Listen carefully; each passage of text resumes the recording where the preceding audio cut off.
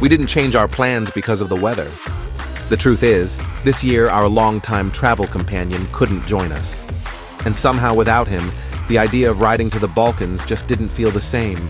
So we looked at the map again, thought about what kind of trip we actually wanted. And the answer was clear. The French Alps. Higher passes, quieter roads, and a route we'd been dreaming about for years. So instead of heading south, we turned west and set off for the Route des Grands Alpes.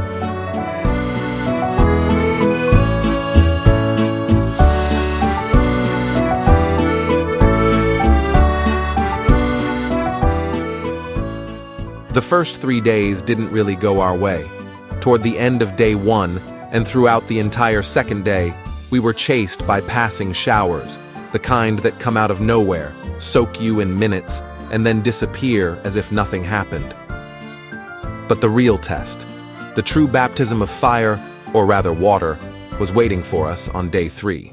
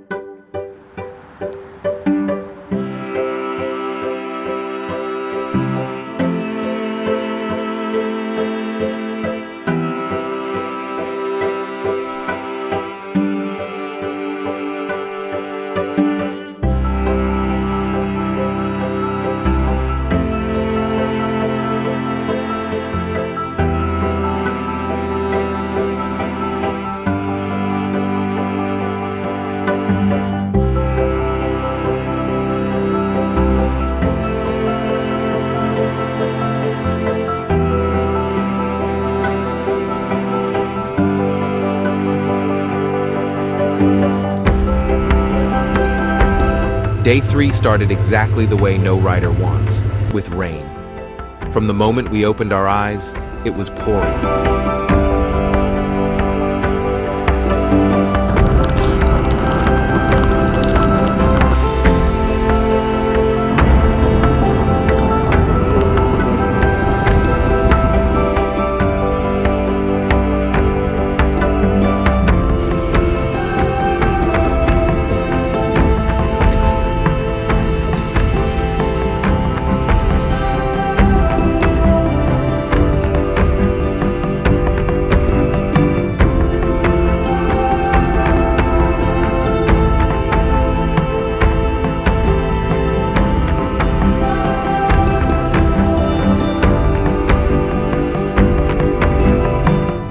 We reached Konstanz by ferry, letting the bikes rest for a moment while we crossed the calm waters of Lake Konstanz.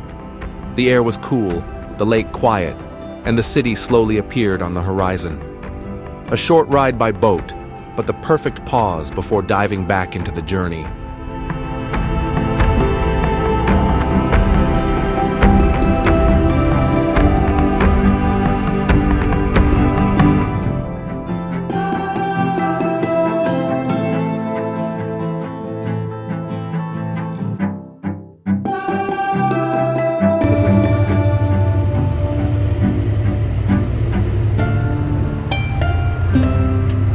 In Konstanz, we visited the Jan Hus monument near the Hus Museum, a sculpted stone symbolizing the flames of his martyrdom. A quiet memorial, but one that carries deep meaning for anyone from Czechia.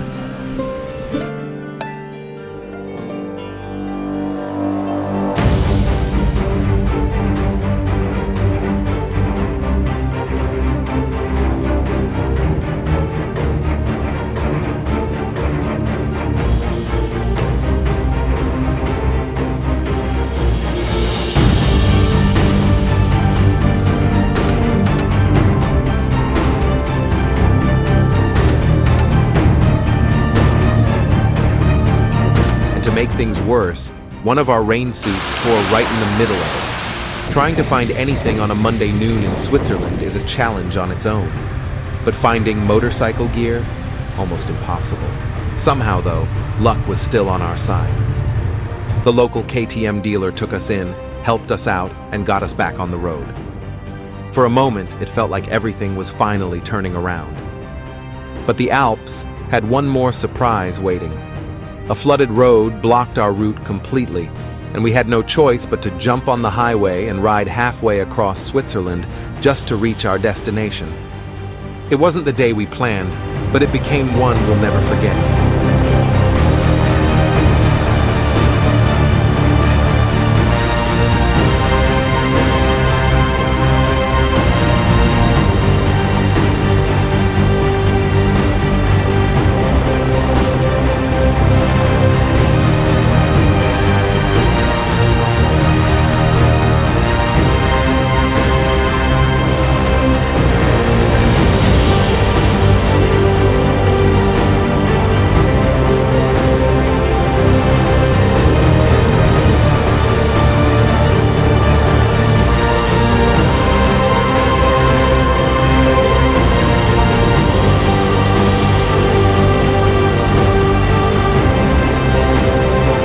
When we finally reached B&B Les Bialis, it was already close to 9 in the evening. Yet the host was still waiting for us. Lights on, fire burning, and hot drinks ready the moment we stepped inside. After a long, cold day on the road, it felt like walking into a warm refuge. And the next morning, she didn't slow down either. Before we even woke up properly, she had already driven out to local farmers to bring us a fresh breakfast. Simple things, but exactly the kind of kindness that turns a place into a memory.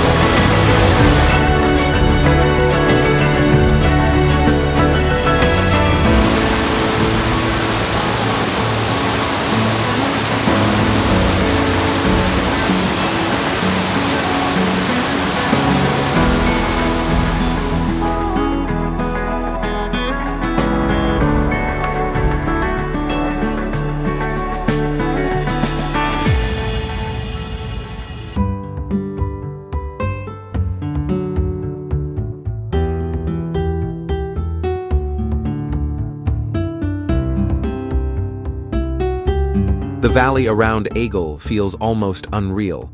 Wide vineyards stretching to the foothills of the Alps, quiet villages tucked between the fields, and mountains rising like walls on both sides.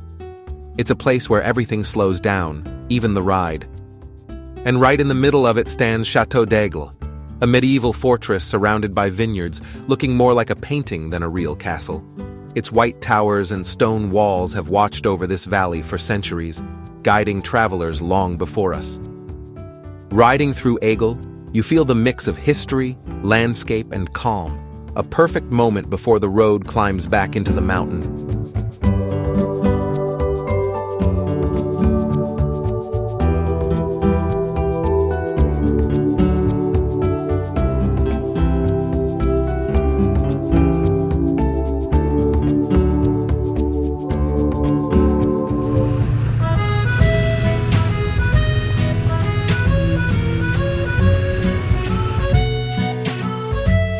Leaving Switzerland was smooth, the road quiet, as we followed the shoreline of Lake Geneva. But the moment we crossed into France, the traffic hit, dense, slow, and packed in every direction. The lake on one side, cars on the other, and us threading our way forward. Eventually, the road opened up again. The ride settled, and the lake stretched wide beside us. And then we reached Thonon-les-Bains, the true starting point of the Route des Grands Alpes. From here on, it was all about the mountains.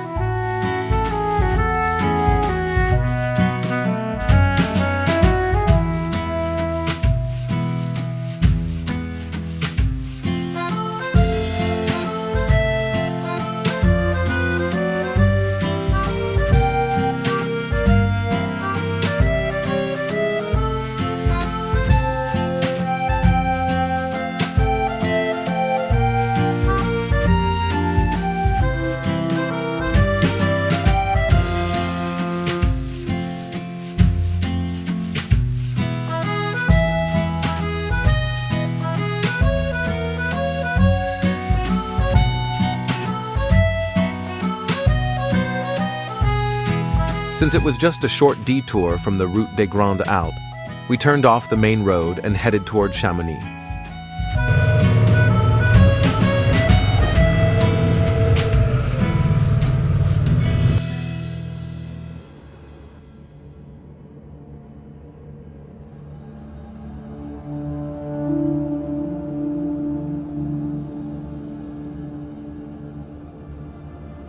By the time we arrived, evening had already settled over the valley, the last light fading behind the peaks, and the town glowing quietly beneath Mont Blanc.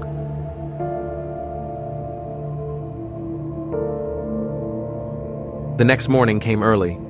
We left the bikes behind and took the cable car up to Aigle du Midi, rising straight into the cold, thin air above the Alps. One moment we were in the streets of Chamonix, and the next we were standing among glaciers and jagged ridgelines. A completely different world, just a few minutes above the valley.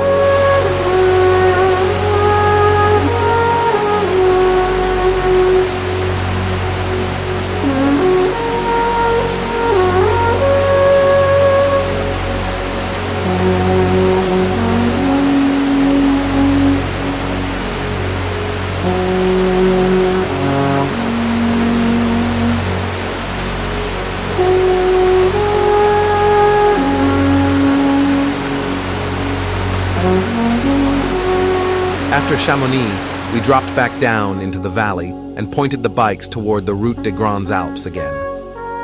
Morning air was still cold from the mountains, the roads quiet, and the peaks around Mont Blanc slowly fading in the mirrors. As soon as we left the town behind, the ride opened up. Smooth tarmac, long curves, and that familiar feeling that the real journey was calling us back.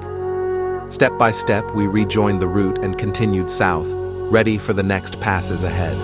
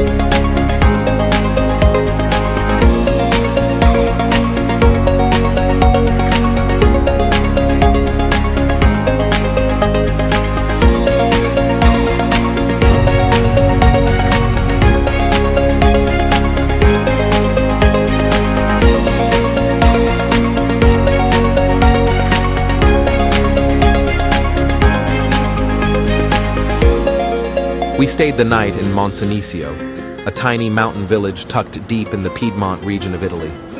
Just a handful of stone houses, narrow lanes, and a regulated mountain stream running straight through the center, its constant sound echoing softly between the buildings.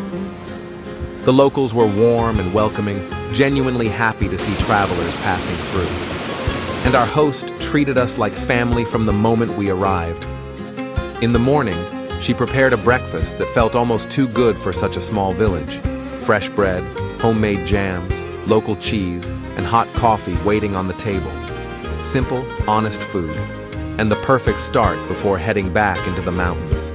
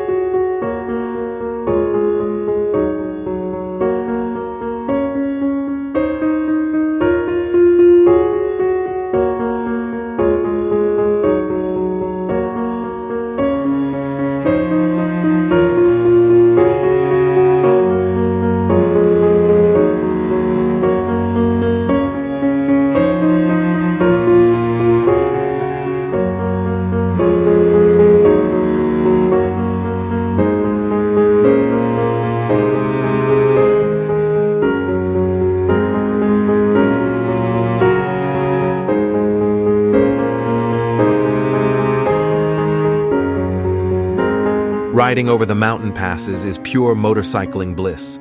Tight switchbacks, cold alpine air hitting the visor, and the views exploding open with every turn. At the top, it's alive with noise. Engines ticking as they cool, riders pulling off helmets with that shared grin, and cyclists who made it up on pure muscle, smiling like they've conquered the world. Cars, bikes, people, everyone buzzing from the climb. Then comes the descent. Smooth lines, perfect curves, and that flow you chase every time you head into the mountains.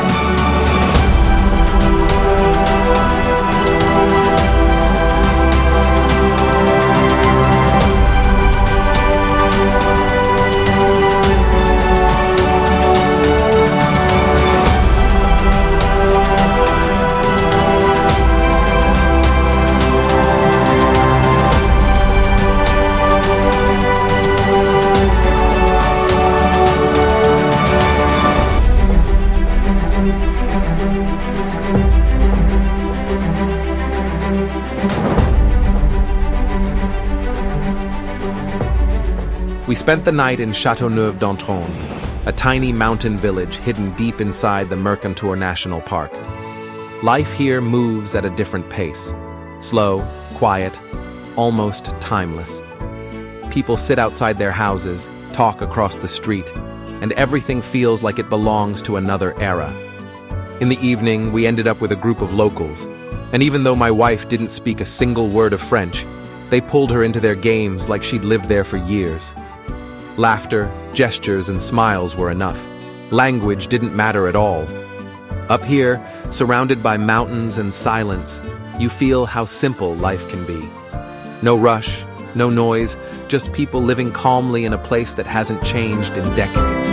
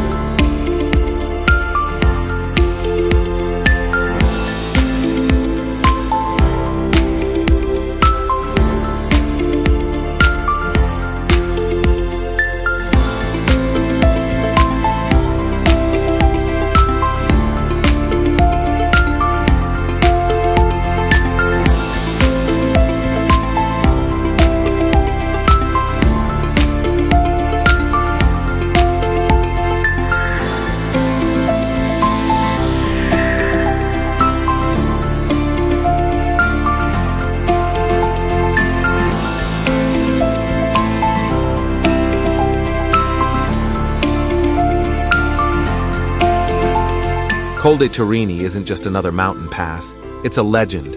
Tight hairpins, deep forests, and the same twisting road where the Monte Carlo Rally runs every year.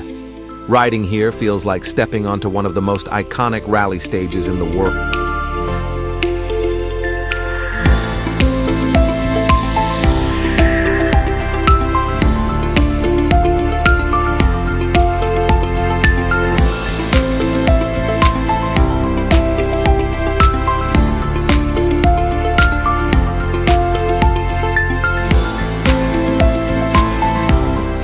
then, after all the mountain passes and cold alpine mornings, the road finally dropped toward the sea.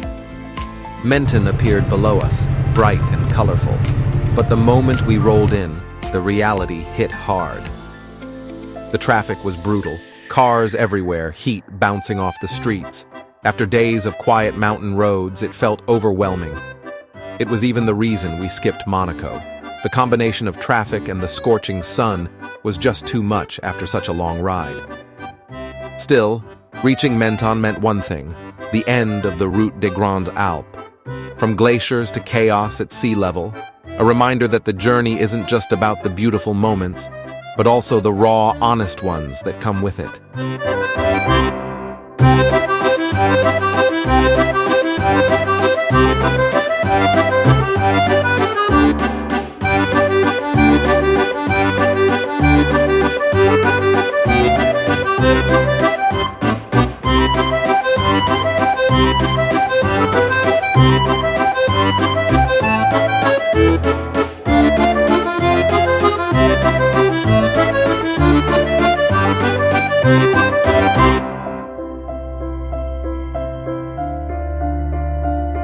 So we turned our backs to the coast and headed straight back into the mountains.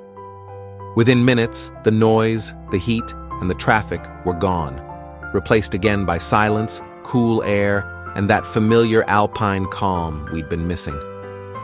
We found a small mountain guest house run by an older couple, and they welcomed us like old friends. In the evening, they cooked a simple but incredible dinner: local ingredients, homemade recipes, the kind of food that tastes even better after a long day on the road. And in the morning, before we set off again, they opened their little pantry for us. Jams, cheese, honey, dried herbs, all made right there in the valley. A quiet reminder that the best parts of a journey are often the people you meet and the places that feel like home, even just for one night.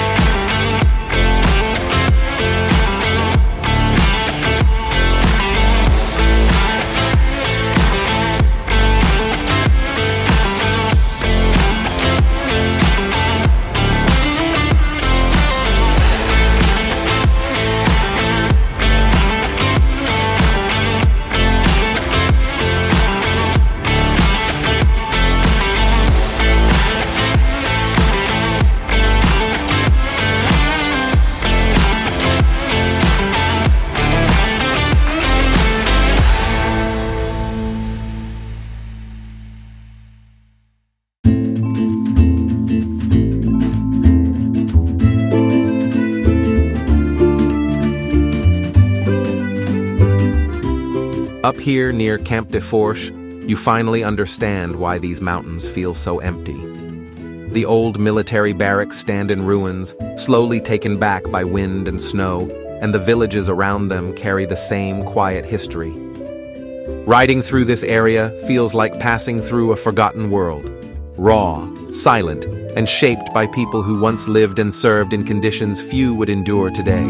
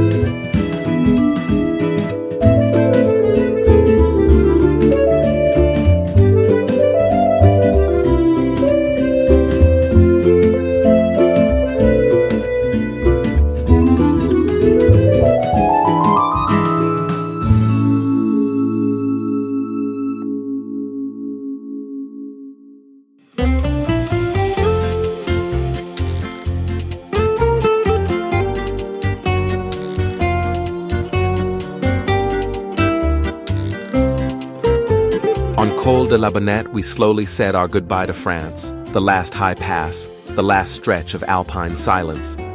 From the summit, we pointed the bikes toward Italy, knowing we first had to cross the long flatlands around Turin before climbing back into the mountains. It wasn't the most exciting part of the journey, but it was the road that would eventually lead us towards Switzerland and to the next chapter of the ride.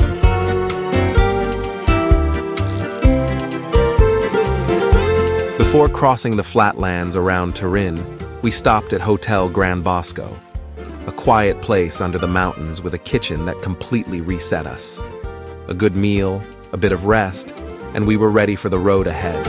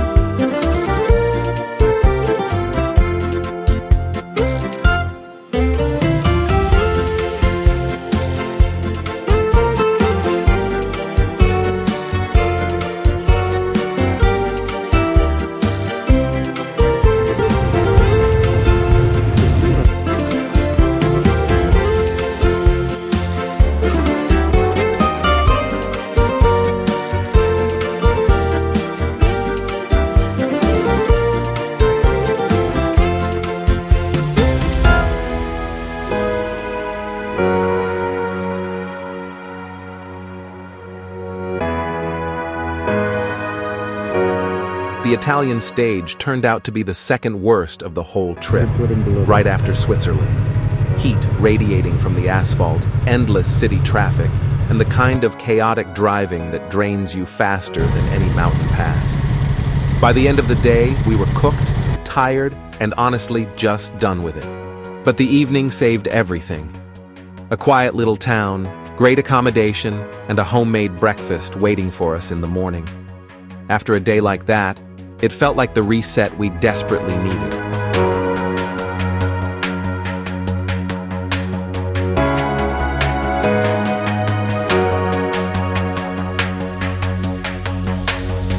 The navigation threw us onto a brutally steep one-lane road, just wide enough for a single car, no way to turn around. A proper nerve tester for any rider.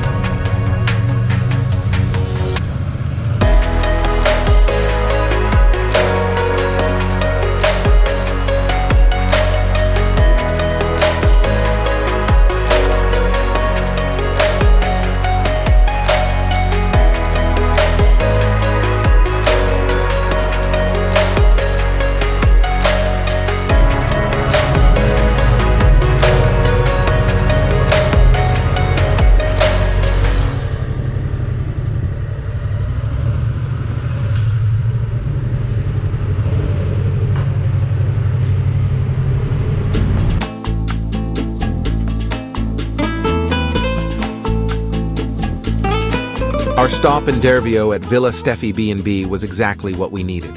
A quiet house above the lake, friendly hosts, a clean, comfortable room, and that warm, home-style atmosphere you only get in small Italian guest houses. After a long, exhausting day, it felt like a little oasis, and the homemade breakfast in the morning was the perfect start before heading back on the road.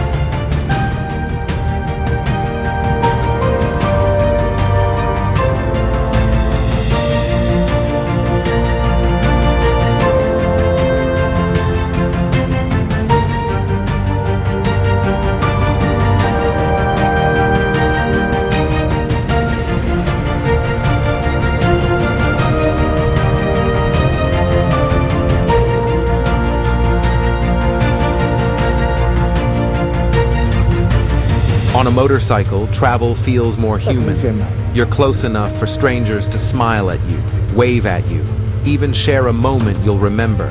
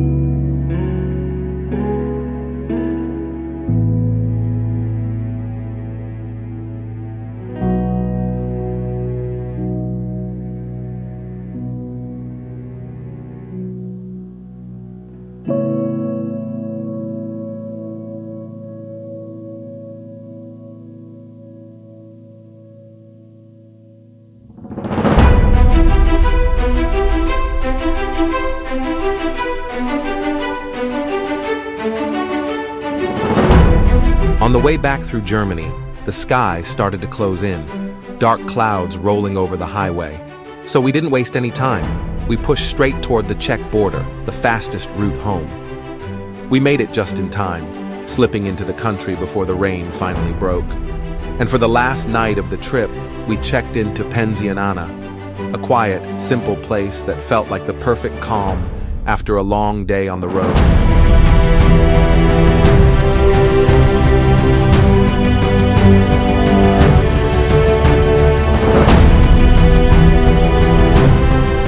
This journey took us through France, Italy, Switzerland, Austria, and Germany. 3,781 kilometers of mountain passes, scorching heat, sudden storms, endless flatlands, and chaotic cities. From the quiet alpine roads to the madness around Turin, from legendary climbs like Col de la Bonette and Col De Turini to the calm evenings by the lake, every kilometer added another piece to the story. We crossed borders, chased weather fronts, dodged traffic, and discovered places we never planned to see.